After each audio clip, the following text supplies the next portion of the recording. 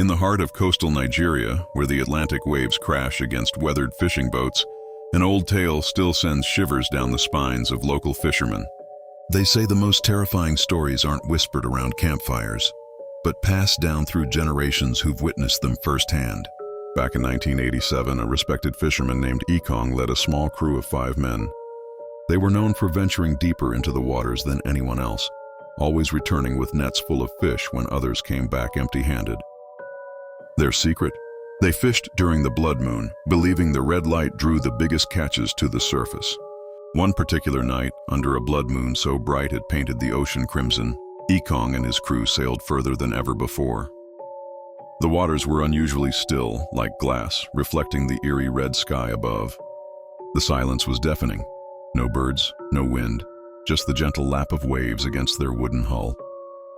As they cast their nets, one of the crew members spotted something in the water. At first, they thought it was a massive school of fish, their biggest catch yet. But as they drew their nets in, the water began to bubble and churn. What emerged wasn't fish at all.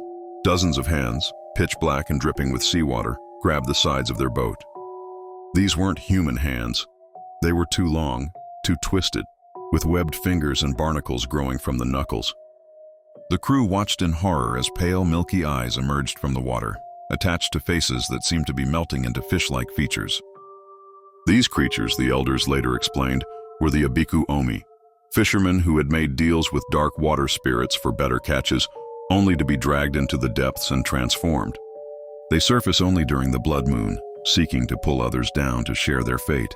Ekong and his crew barely escaped that night, their boat nearly capsizing as they fled. 3 of his men never fished again. But Ekong, he still goes out sometimes, though never during a blood moon. They say on quiet nights you can still hear him warning younger fishermen about the hands that reach up from the deep, waiting to claim those whose greed leads them too far from shore.